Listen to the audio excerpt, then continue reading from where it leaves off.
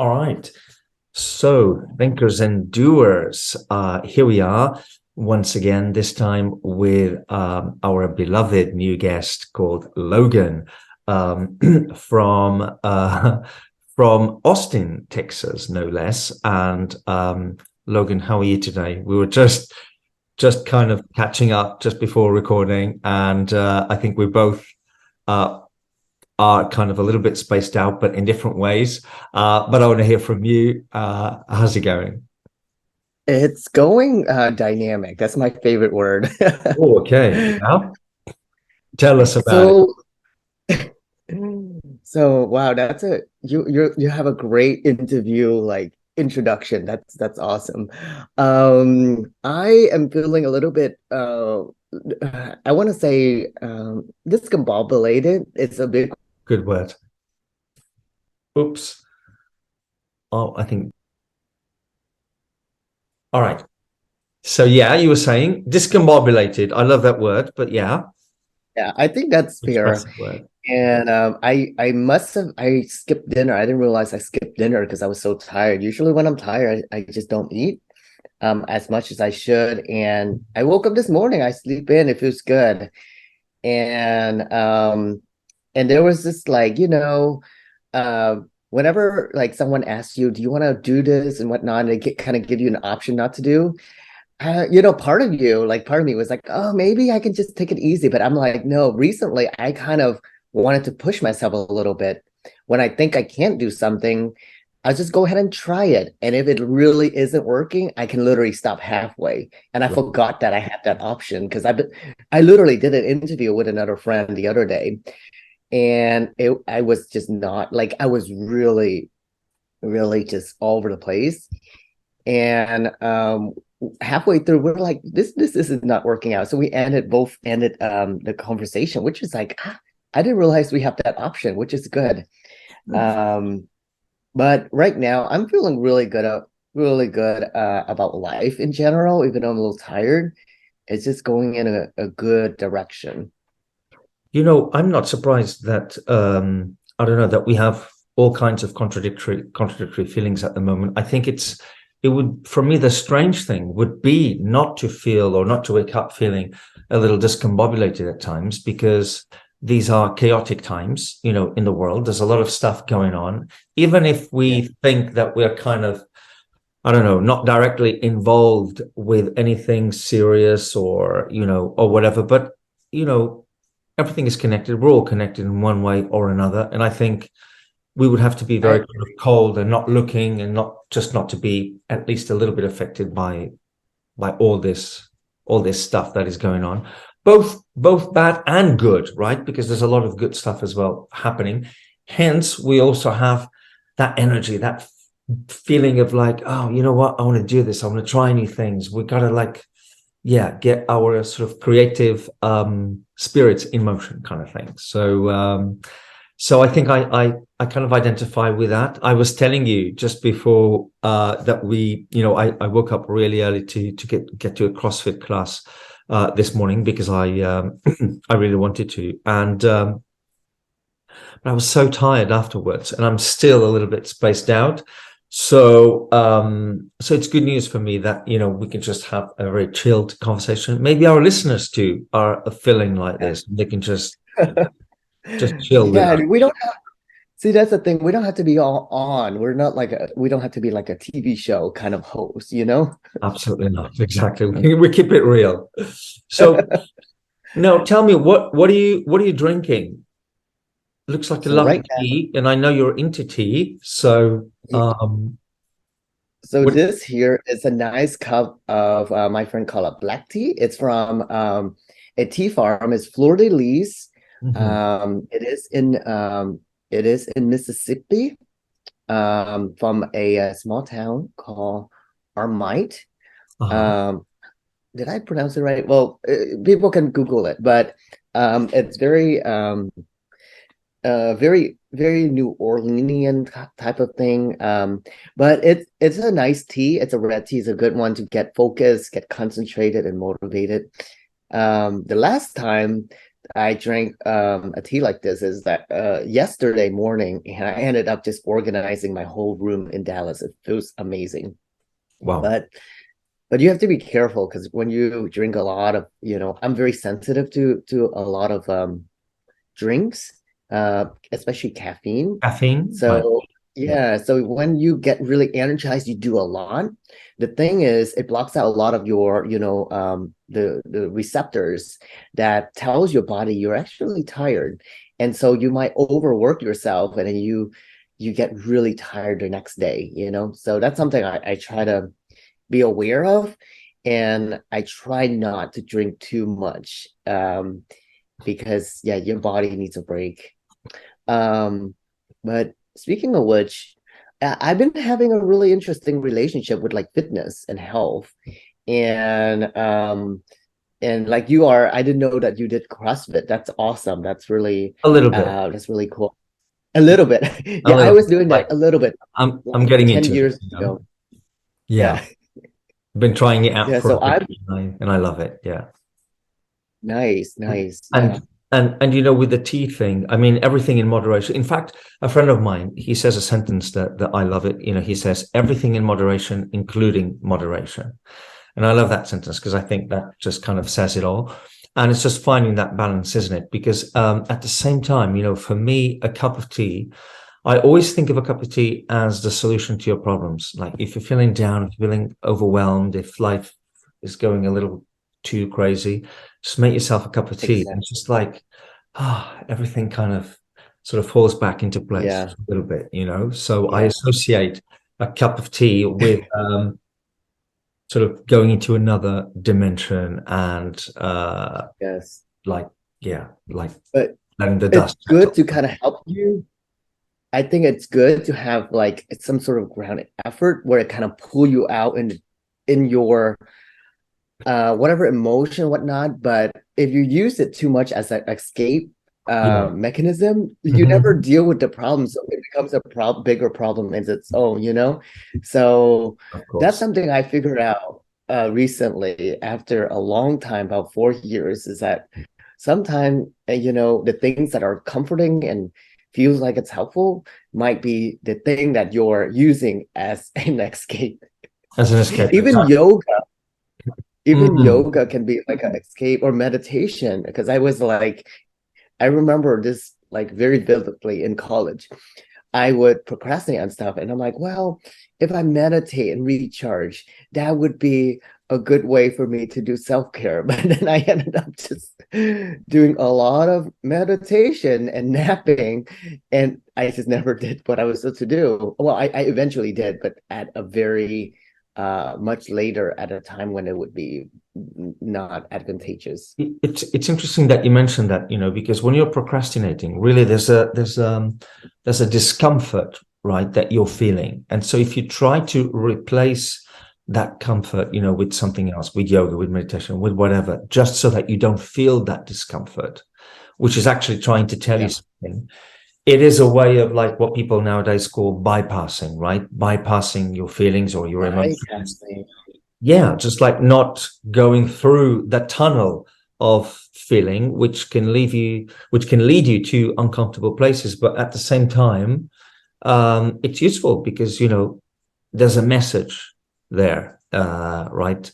So and yeah, and sometimes you've got to go through the motions and just, what, I'm just going to sit right here, observe, listen, pay attention to the body.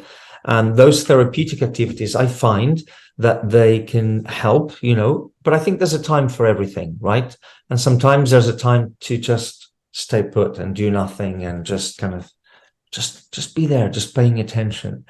And then I think when we do that, I don't know, we allow some kind of grace to pour in, and it can be kind of quite magical, but it can be very hard as well, actually, to let all the discomfort, mm, all the stuff that is kind of there, kind of bubble up to the surface and sometimes be released or not. It sounds a bit too deep, but yeah, sometimes, we're No, not no, I'm with you. things. Yeah. I am with you 100%. Like that's kind of like the space I tend to dwell in quite a bit as well, you know. Um well, dwell is not right. We're like I kind of spend a lot of time in those type of conceptual thinking, you know. But Hmm. now I'm learning how do I connect the dot with this here into my everyday work? And sometimes it's a challenge, you know, Wow. because people think very differently, you know, in more of the professional world or you know, places that are focused on more logic and A, B, and C and results. And sometimes they don't look at a holistic big picture, and it can be a challenge. It, yeah, it's great. And, sometimes the universe has a way of bringing people that have those antagonistic, like, cognitive skills that are so different, right? So antagonistic, and the universe has a way of bringing those people together so that they can kind of learn from each other, right? And Yeah, yeah. and and become more I whole agree. that way. That is so interesting because maybe my way of thinking is also challenging their way of thinking as well. So it's like, oh no, we're clashing right now Yeah, I think there's a clashing phase, perhaps, and then there will be a phase as well of complementing and learning and to work harmonizing. together and Mm-mm. operating very, in a very nice and harmonious way. I mean, clearly, like with creative people, I think often is the case that practicalities and practical skills, routines, all that stuff, they are not necessarily our forte if we don't develop them, if we don't work on them, right? I Right. I remember telling you some of the time, when we spoke in the past about my like issues or my challenges sometimes with structure, structuring all my creative ideas and all of this. And right now, I am conducting an experiment, and I know you like structure and you're like a Scrum Yeah. expert and everything, right? It- I It's a I dynamic structure. So this is dynamic why, structure. sorry, it's very, that's what, so actually the Scrum is the answer to the old rigid structure that they used to use back in the day, like traditional project management, A, B, and C. And Scrum, it's a lot more people oriented and it works with people's work style and flow. And then it also has a dynamic structure that works well with it over time. It's very cool. I can get nerdy, but Okay. I know I've got friends that love Scrum. I'm trying out Notion right now, which is um, you know an app and a system that a lot of YouTubers use, and they talk about this. And I thought, you know what, I'm going to give it a go. And at first, I actually find it a little bit overwhelming, but it's a process, and I'm literally an absolute beginner, but I'm kind of enjoying it actually. I'm transferring some of my notes and organizing them like according to creative things I want to do, deliverables, tasks, objectives, sources, different potentials, calls that I need to make, and so on. And so I'm creating my own system, and that's exciting for me because it's something new. So you were tidying up, you were saying, right, and organizing your room in Dallas, and you're like doing a lot of tidying up these days. What do you think is, I don't know, what do you what works for you in terms of tidying up, in terms of structure, in terms of having something that is, functional for you and enjoyable? yeah. So what I've learned is that I used to be very like a little bit too rigid, but it like being too rigid, sticking to a schedule, too much of it, it's almost as a form of fear. Like if I Uh-huh. don't show up on time, then I am, I'm a failure or whatever. Just like that notion of there is something about being responsible, being on time, but if you are beating yourself up for being a minute late or 2 minutes, it becomes a huge problem of its own. So as I might have mentioned, but I was a pre-law student for a while in college. This is 10 years ago, so it's a long time. Mhm. And I don't know where I got the notion that I had to be a lawyer. I think it's from the Vietnamese culture or however it comes about. My parents doesn't even push me to, do the whole lawyer, doctor, engineer kind of route. And they're just like, just make money, it's fine, just work a job. And but then I think it's just me putting that self-pressure that I pick up from our community, or it's just whatever it was. So I sort of became a type A, like on time, rigid structure, and then I crash and burn. And then 4 years ago, I sort of went more of because I grew up not being very creative. It was not very encouraged. So I kind of suppressed that side of myself. I see. And then 4 years ago, 4.5 years, I kind of went on this whole creative journey. I heard about the artist way, and that's where everything kind of got Oh, started. Julia Cameron, love it. Yeah. Yes, it kind of unravel a lot of things that I start hanging out with friends that are nice and artists. And I always thought art, being an artist was, you have to have these oil painting, you have amazing sketches, but it's just a way of thinking, and everyone can be creative. So it got started with Big Magic by Elizabeth Gilbert, and then and she said that where she got successful with her Eat Pray Love was inspired by the artist way. So I started, and that's where the whole journey of creativity, and then I discovered flow arts. I also started taking kung fu, and I now consider myself, in a way, I'm not like a fancy, artist type, but I do a lot of creative things. And I realize life is an act of creativity, like interacting with people. It's you creating relationship.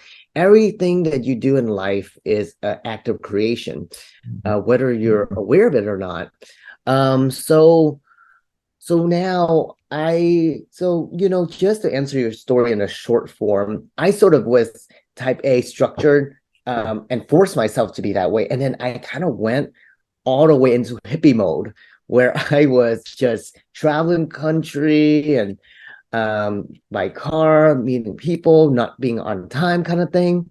And it created some problems for some of my jobs for a little while. They're like, we hire you because you're always on time, and now you're not on time anymore.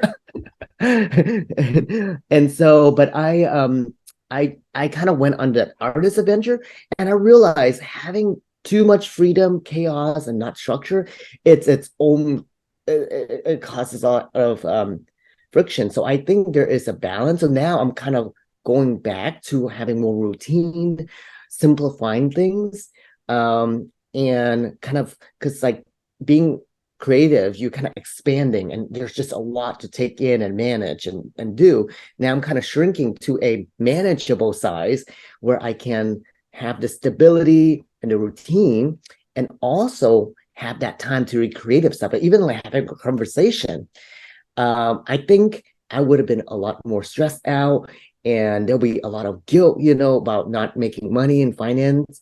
To be able to like just feels good, because this is my time. I get to do whatever I want after a week of hard work, so it's like a nice balance of flow.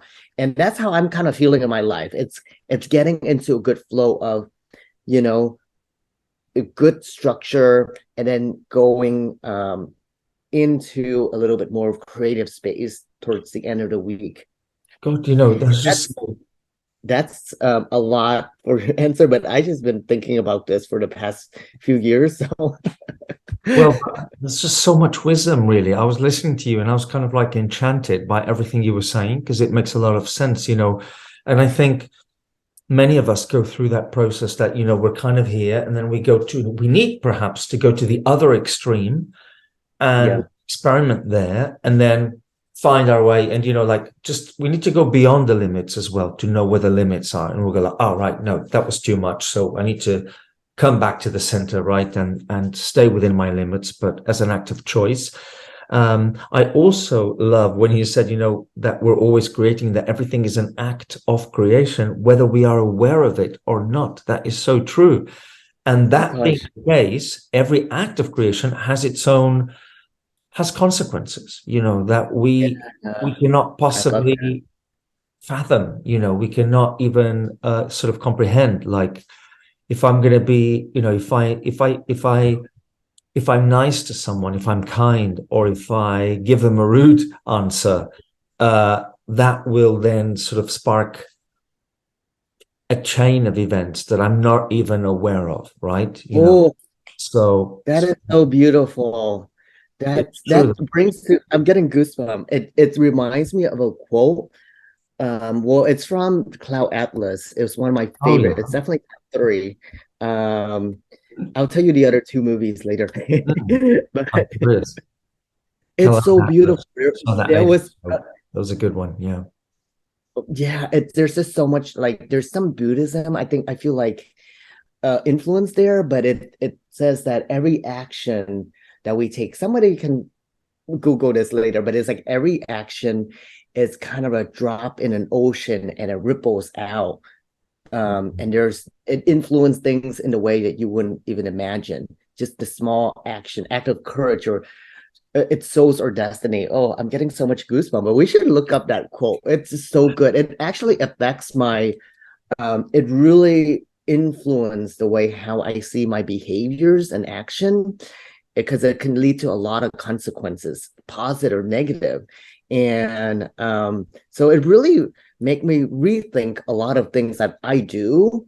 Um, that I sometimes you just want to do certain things, but then there are consequences. I think that's the part that's really important. It's like choosing to do something and understanding the effects that it could have. I think that's the next layer of being like a more mature person. An immature person just do whatever they want that feels good, but Precisely. while doing something and understanding the consequences and choosing it, I think that's a really, really mature path.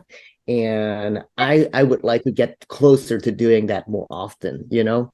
Um, It's so true. And that's the thing. Like we actually that helps us become humble because we understand that every little thing, every small act matters, right? Every little choice matters that we think might not matter, but it does because it has that kind of and when we understand that, we think, wow, we are just such agents of creation, and we actually have so much power that we don't even realize, right? And we can use that power constructively or destructively, right? And we see many yeah. examples of what destruction can do, but we see many examples of what construction can do. Yeah. Yes. So this is one of my habit that I'm just like a little bit too I don't want to say too much. I'm very creative, but I come up with I like can see ideas that. and concepts. Let's touch base after. I just got an idea of something percolating. Yeah, I'm gonna write it down, but we should touch base after the interview. Oh my gosh, you're gonna like this. Yeah. Okay. All right. Okay. And yeah, sorry. So yeah, I mean, I find that as well, creativity, especially when we tap into that, it's actually something quite irrepressible. It's going to like if that is part of your path, it's going to haunt you. It's going to be there and sometimes even bother you if you're not pursuing it. It's going to nag you all the time. Yes. You're like, no, I should be Yes. doing that, and I'm not. Yes. And that You're that's the discomfort that we need to experience sometimes. exactly. It's you're just like the older brother I always needed. Wow. I'm very honored to hear that. Thank you very much. You're very kind. Um, so tell me what I mean, we actually met in the context of, well, YouTube content creation, that kind of thing. And is that something that you're thinking about these days, of yeah, like a channel, a vehicle, for Yes, your I want to say yes. expression? And I think I've learned, okay, so this has been something I've been thinking since 2000. I wanted to create content that is very organic and it's not too edited. I really don't like the idea of having to be having to present yourself too much. You know what I mean? And just So I really like Joe Rogan style, how it's free. A lot of people might disagree, but I grew up with him in Fear Factor back in the day. But Mhm. I just really like how he did his podcast. He started out wanting to do just long form and not caring, and people were giving him grief. They're like, nobody listened to anything beyond 10 minutes nowadays. And he stuck with it over the years, and now he's doing pretty well for himself. And so I really like that idea of having a non like suit up, having high production kind of thing. But I think the heart of what I wanted to do is to connect with people in a way that feels authentic and for both sides, Um, and so back in the day, this is 2018. So one of my New Year's resolution, or no, it was a bet between me and another friend. We met at the tea house and we went to a tea sit kind of thing. And he said he's starting, he want to start a YouTube channel about archaeology, and Hmm. stuff like that, about ancient civilization. And I was like, I always want to start a podcast. I'm gonna do it for 2019. Um, Mind you, I started into here and there, but it didn't stick. But the intention was to start just connecting and talking to people about their essentially just their story.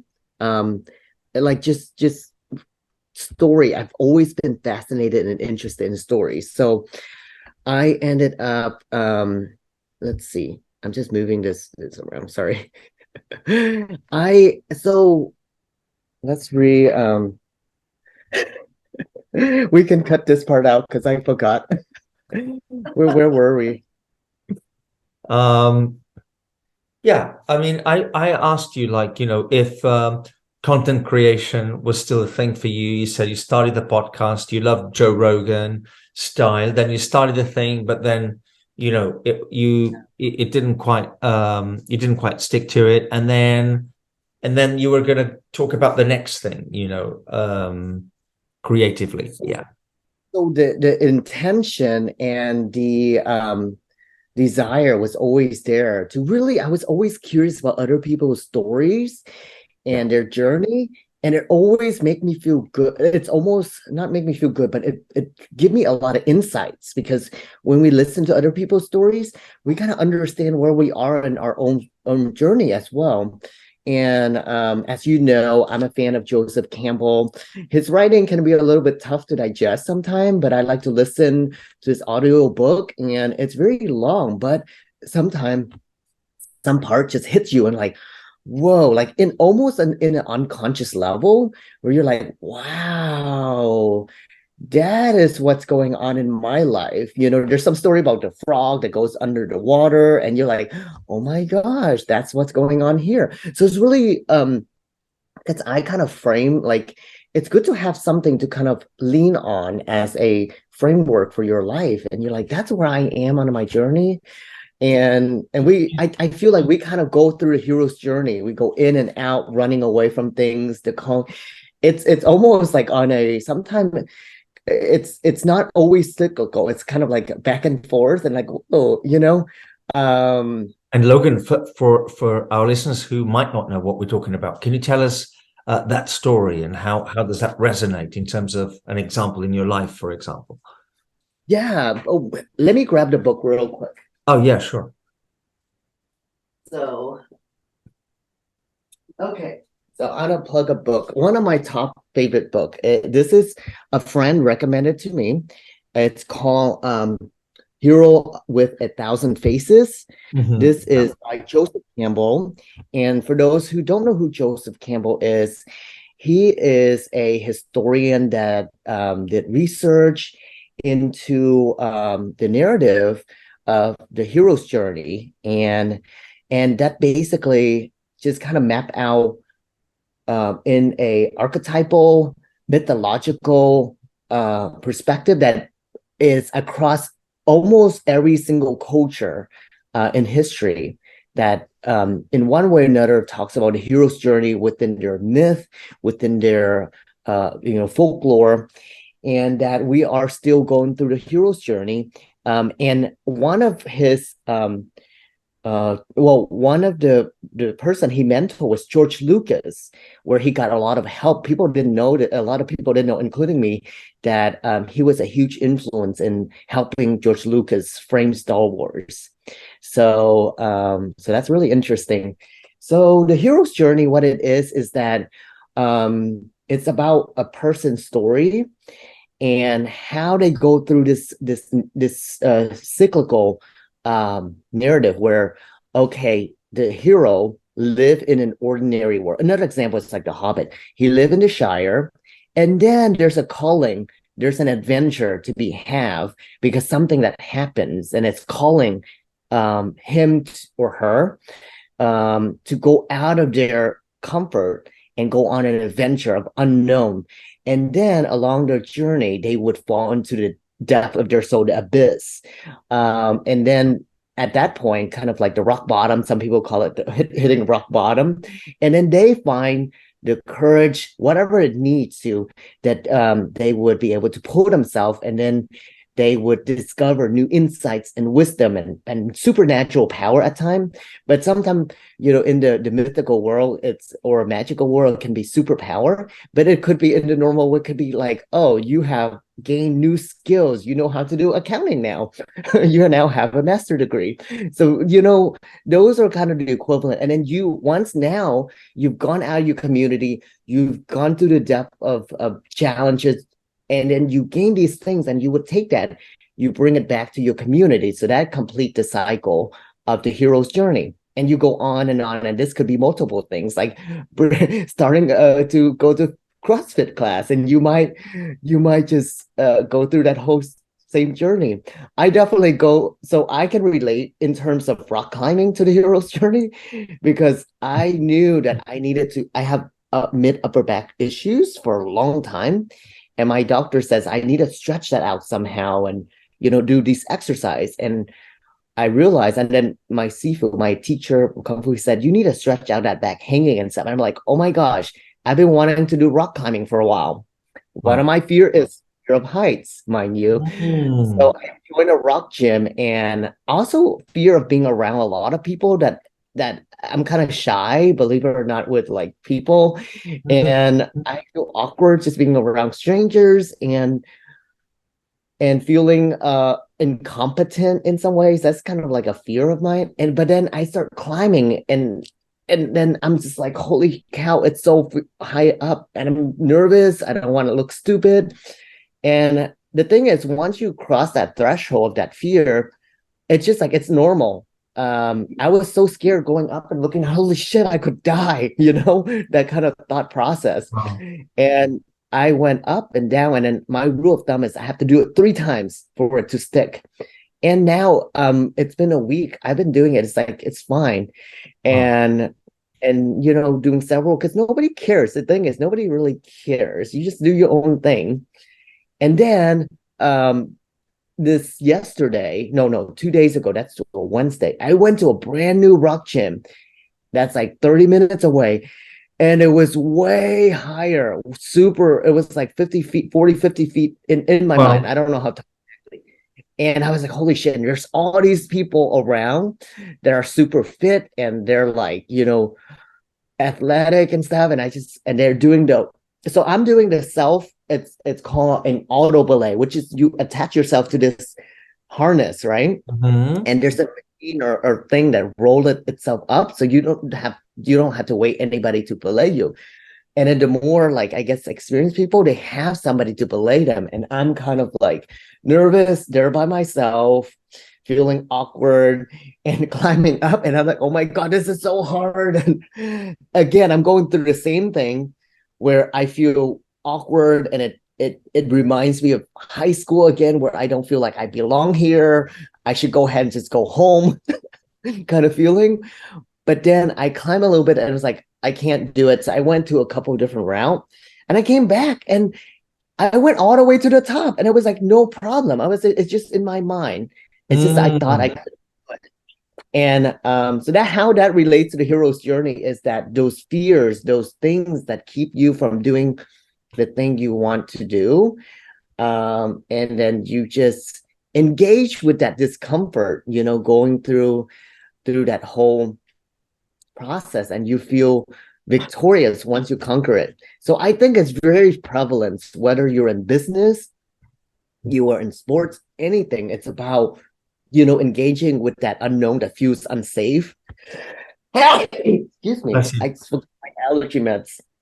And that's just kind of the crux of it, how it relates from ancient time to now. We all are going through our own hero's journey. So that's kind of like my thesis for life, is that I Logan, mean, yeah. yeah. And I'm You know what? Like when I listen to you, right? You were saying that I'm like your older brother. I think you're like the older brother, and I feel like the younger brother when I'm listening to you, because there's so much wisdom, literally, in I don't know, in so much of what you were saying. I got it from here. So he's our like our or dad. yeah, exactly. We're all each other's brother. We're all helping each other, because how I learn things, I do them and I have to talk about it, and I don't even know what I'm saying sometimes. And it comes out and I'm like, oh, that's actually pretty good. And sometimes I don't know where it goes. So, and one of the frustration I kind of talked to you about is not a lot of people talk in more of like archetypal, mythological terms. And for them, they're like, okay, well, that's not, it's not significant for them. So it's almost feel like it's diminished in some spaces. But for me, it's such a big piece of like how I see and navigate the world is through that lens. And but I'm gonna stop talking so you can that is a very rich lens, right? The archetypal lens, because you're understanding that actually, you start to understand that you're living a myth.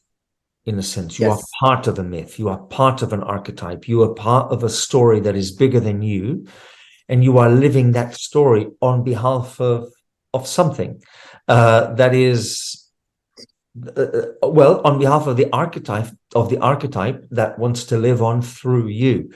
So it's a very different way to to think about life, because we kind of feel, wow, so we are being guided all along, right?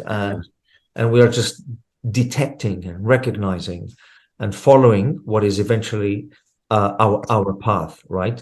And there's a lot of like ups and downs. There's a lot of detours, and there's a lot of crisis. For me, the hero's journey is actually what fascinates me is the mystery. There's a big mystery.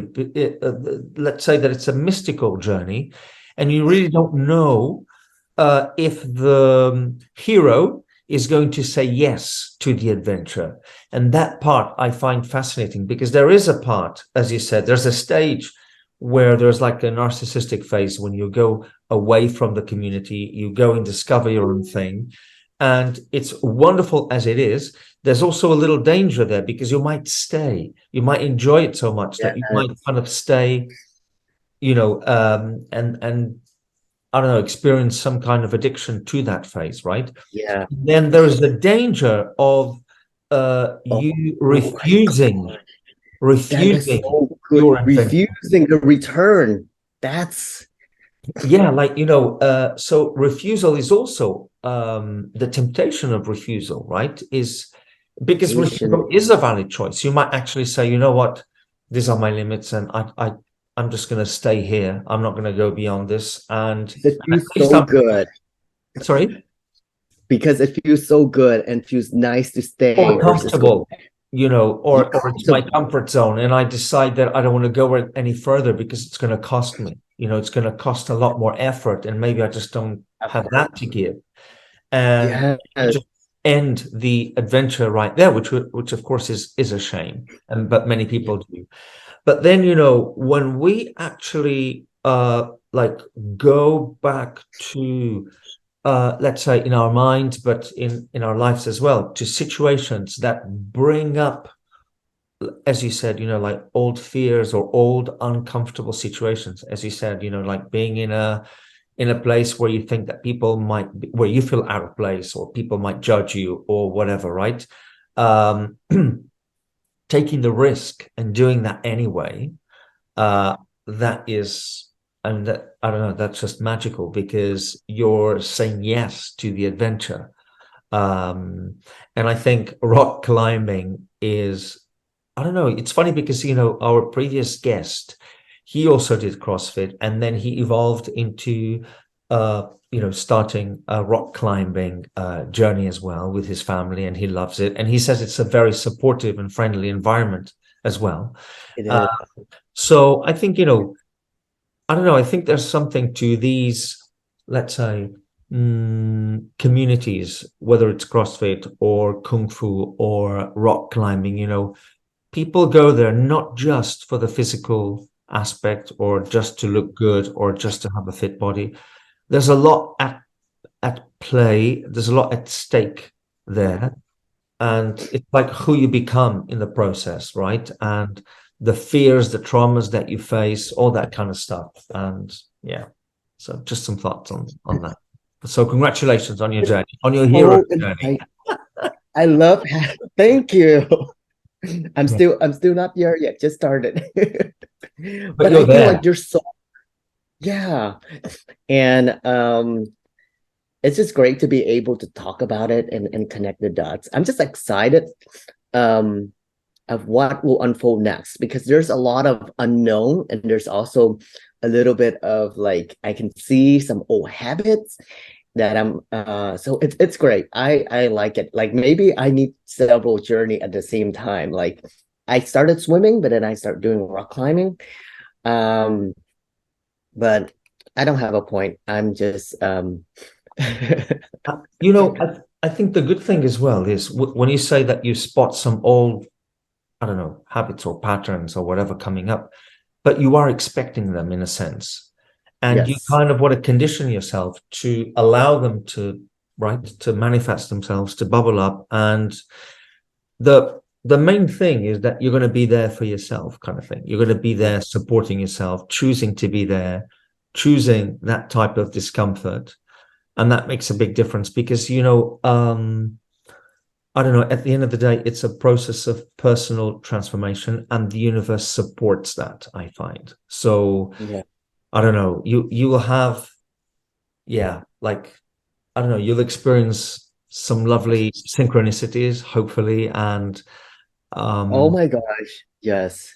yeah, I think you're very much on track. That's the feeling that I get from the stories that you tell us. And when you said as well, just going back for a moment to your podcast experience or to your creative, let's say, experiments, when you say that you're so interested in people's stories, because, there's a very compassionate side to you, right? As there often is um, in people who are particularly creative because they have sort of experienced moments when that creativity was so suppressed. They developed, let's say, some of them a lot of empathy in the meantime, and now that they are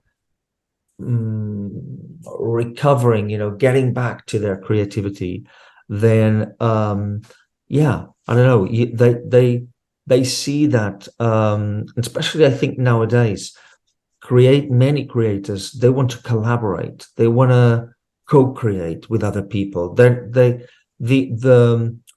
archetype of the isolated suffering artist, it's still there, Formatted artists. Oh my but gosh, there's so many. There's so it's many. still It's there, but it's not just that. We can go beyond that. Like, yeah, beyond that.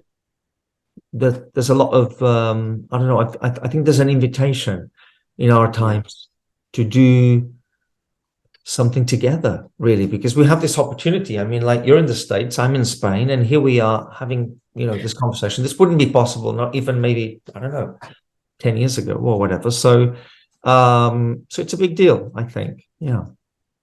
Yeah. So It's what, very cool. yeah. I sometimes I know you're in Spain, but sometimes even forget that because I'm I just so used to yeah, it just feels natural now. It's just I used to not think that you can connect with people online, Mm, but this comes to show that you can create, not create, but connect with anybody if you um I don't know the words for it, but it's like you can connect with people if you put in like the effort and that you're willing to follow through, put in the most earnest effort to like follow through with what you say and what because um I lost my point. I'm sorry. no, that happens to me all the time. I was like, this is a really good thought. I don't know where it's going. Um, no I will worries. probably figure it out like in 3 days or a few weeks later. I'm like, oh, that's what I meant to say. It's okay. So tell me, Logan, what's calling you now in terms of creativity, right? What do you think could be a creative endeavor that you would enjoy pursuing, or that you feel is somehow saying, "Hey, why don't you No, try this?" And yeah. that's a good question. I think what's been calling me is I used to think that I need to do, I do the flow arts and dancing, which I will continue to do. It's a source of joy. But I think for me, creativity, and sometimes it's just a matter of having these type of conversation with people. And I think the type of things creatively that I've been really drawn to is having conversation and in different creative ways. And I realized a lot of people are already doing it. I was listening to a podcast the other day called Beautiful Anonymous, and I was like, oh my God, this is so good. And it's by a guy who is a comedian as well. And he just have like callers call in and he would just listen to whatever story they want to share. And I was like, it's so interesting. Some of the stories are so I want to do something like that. I didn't even know that this podcast existed until my friend told me because I was going to do because I went through kind of like a dark times before this job, which is I was just searching and I was doing gig work and I just could not help but feeling like the peasants. Somebody used the word peasants because people doing like gig work and whatnot. And I realized that a lot of gig workers, they have a lot of stories themselves. And I was going to start this thing called Gig Anonymous. It's basically just people talking about stories of their journey working in the gig economy and how to treat it and the funny stuff that comes about it. Because I was doing the food deliveries and then I ended up going to like this fancy hotel and feeling like out of place, or working at IKEA and somebody, it's just so much fun. And I was like, I was relating a lot of this to Games of Thrones and how we're kind of like the peasants of Westeros in modern times. Wow. And I think there's something there. I'm gonna explore with some friends and some people to kind of I think it's just a fun story. I still have a lot of empathy and a lot of I don't know, like kinship with the underdogs, that don't follow the 9 to 5, that don't like just do the typical things that they're told to do in life. And they end up, some of them I've met in restaurant work, service work, and it's just a lot of fun. There's the least pretentious people I know. And I think for me, I want to do something in that space. I feel like they have stories and their stories are worth telling, Mm. and that I'd interview I want to do that, whatever that is, just connecting with people who are just doing gig work. I think because I relate to it. I was doing Ubering, lifting for a while, and I meet a lot of people. Actually, I became friends with some of the people there, and then some people they just what is the word? They just break my soul for a little bit. They, what do they get? Like they kind of bring, they're kind of they reminds me of the Lord of Westeros. Sometimes they're just bad behavior because they just have a lot of money, but just terrible.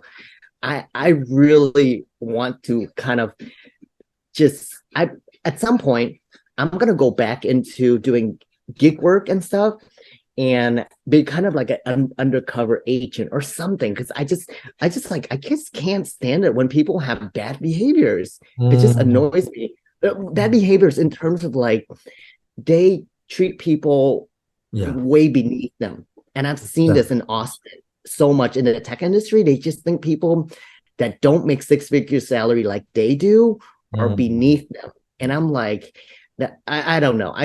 I'm rambling on. So that's an area that is because this relates to a little bit about how at some point I'll share a story of how my grandfather um lived and his family on my dad's side lived out of a boat in Vietnam. So that I kind of understand where I come from and that I can't be lost in this whole just wow. anyways, I just have a lot of thoughts there and I think there's a lot of content and I just want to share it. I just want to talk about it. I think it could be therapeutic for a lot of people and it could have been therapeutic for me to kind of talk about it while I was going through it and figure out how to make money. So that's one content, but I also so these are the three type of content I want. It's going to be around personal growth. I think that's going to be important because I went to hit rock bottom financially, emotionally, wherever it is, health wise, and these are the pillars I want to rebuild myself. It's going to be it's going to be really five things, but the main three things is going to be around food. So making food is going to be very healing and connecting. So food, fitness, and finance. So those are the three things. That's where my YouTube channel is going to be framed around, and it's gonna be fun. And then the other two things is going to be around mindset and about friendship, like just relationship with people. So those are kind of like my pillars for rebuilding myself. And I've been thinking about that for a while, and it's actually now working, and I just feel so good about it.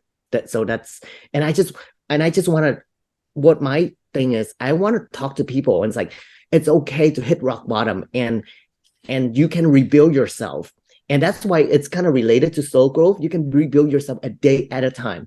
You don't need to have it all figured out. You can just start eating right, having the right habit and all of that. This is your own hero's journey. It's going to take time It's, and I have faith that it can help a lot of people. I know it helped me. A lot of people um to get to where they're going. You don't have to be stuck. I've been stuck, on and off in my life, and you can make real changes, and it's so possible. So that's what I'm excited about. And whatever way it manifests, within the media or what, like social media and content, I don't know. And that's not important. I think what's important is for me to work on the content authentically, like us having this conversation. This feels good for me because I've had conversation where it doesn't feel good and it's all businessy and like I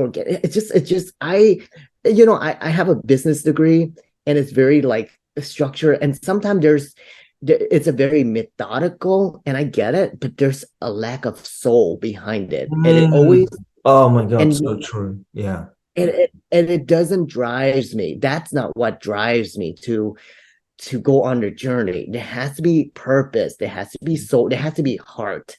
And to some people, they don't know what that means. You mean emotion? We have to, I'm just like, that's not what it is. And if you don't get it, I don't have time to explain it anymore. I'm not going to argue. Oh God, Logan, you're on fire, and and I'm loving every spark that is coming out, of everything that you're saying. I really do. And I don't know where to start. I mean, it's exactly what you said. Like, if people could know, and I think the only way that they can know is like through contact with someone else, right? And if they could know that actually that hitting the rock bottom is an initiation, right? Is Oh, is like the way is a way in to their path, kind of thing, wow. and if someone like you, with a level of compassion and soul and soulfulness that you have, can show them that. And I just loved what you said, and I think it could be a great title for either a podcast or a playlist on your YouTube. I need you in this. Okay, can I just talk about it on here, or should we Sorry? wait after? Yeah. That's the idea. I feel like I can help facilitate this conversation, but I think I can do it one-on-one, but I think I need a second person to give another perspective. I think you have a really deep insight to I feel like I'm going about this as a learning rookie at self-experimental myself, and I'm still like trying to understand what this book is about. I'm still trying to figure it out, and I feel like you have the depth of knowledge to recontextualize things, because you see, like, just thinking of hitting rock bottom is the invitation to what do you say? An invitation to It's an initiation. It's like, it's not a state, initiation. actually. It's not something to be, and I don't want to, well, this is murky kind of ground, but it's not something to be sedated necessarily. I understand that sometimes people need to be, I don't know, they need to take antidepressants or whatever, but that's another, we're not going to go there now, right? But I mean, but Rock bottom sometimes see, this sometimes is it's the why last thing that they need to do, because sometimes, and I understand that sometimes they do need to kind of get on with their lives and they need to do that. And I'm not here to, to question that. But I do think that sometimes understanding that, what is the message in this terrible mess that I'm going through? What's going on here? And you start asking the questions, and then you see potentially the light at the end of the tunnel. And I can see, Logan, that you would be just the type of person that would be so amazing for them to have next to, kind of thing, So I loved when you said, and I think it could be a title for either a playlist on YouTube or your podcast, or something. When you said kinship with the underdogs, I thought, oh, like, if I see that, I would like, oh, I want to know what is that? Your kinship with the underdogs. I absolutely love that. And what you said about facilitating, it's actually, yes, it's facilitating. And, in that process, because it's what you said, you're experimenting with this yourself, because this is the deal, it's not like, oh, I'm going to facilitate, but I'm from an objective standpoint. right. No, I I'm always feel like transforming myself while I'm facilitating you. This is a co-creation, yeah, it's an interaction, right? exactly. I feel The like healing that's is for always both. it's always a lot more authentic, because I can speak more from experience versus from like an expert. Because when expert talk, sometimes they're just so I don't know, it just depends. Sometimes they're just too removed, which is good, but sometimes it's not it's hard for people to connect with, because I always find that people that have been through rough stuff, I trust more, versus someone that's an expert that hasn't been through it. It just feels a little bit Yeah, I mean, I think there's a place and a time for everyone and everything, so everybody will have their own, but it's true, like, there's no substitute for experience. That's the thing, so when you've been through something that can be like very, very, very challenging, very hard, very I mean, you literally like get lost and you lose your, sometimes the will to live. I mean, it's just, and then despite that, people still go on. I mean, it's just incredibly brave, and we need to get over this stigma that we have, around mental health issues and all that kind of stuff. But I digress with that. I was just going to say that, yeah, precisely from that point that you have of realness, of compassion, of your own vulnerability, you can, you are unlocking their hero's journey and your own at the same time, and they're unlocking your own somehow. Like, so I, before we finish this chat, Logan, I just want to wish you all the best with this, because I literally see it happening. I see you doing it. So yeah, and and I think one thing that I love is that you are exposing that sometimes you are still held back, and you're still not quite there or whatever. And that is the journey. And it's okay to feel that. And it's okay to feel that we're never quite ready. We're never quite there anyway. It's just, I mean, doesn't matter how old you are, like that feeling, I think sometimes it's just very persistent, but that is the journey. That it's not about being perfect. It's just about, yeah, just kind of like taking one step after the next, and sometimes three steps back and then one forward. And that is the journey. And it takes courage and vulnerability for you to just actually expose it and talk about it like this, so openly. I think that's gonna, I don't know, having that attitude will support you.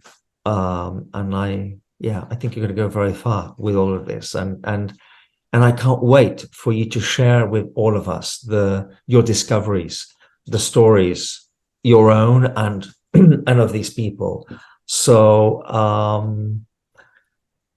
before we finish, I want to ask you, Logan, is there anything, either, any tip or a piece of advice or just something that you could tell our listeners who want to somehow unlock their own hero's journey, where to begin, or what would you suggest if anything comes to you? If not, then we'll let people try for themselves. But that is a great question, and I love that question because I was literally thinking about this driving back to Austin last night. And two things that I was thinking, it just came to me, is that courage and earnesty has to be that foundation for you to go on your hero's journey. It's require courage. And for you to really go through it, you have to be earnest. You have to make earnest effort.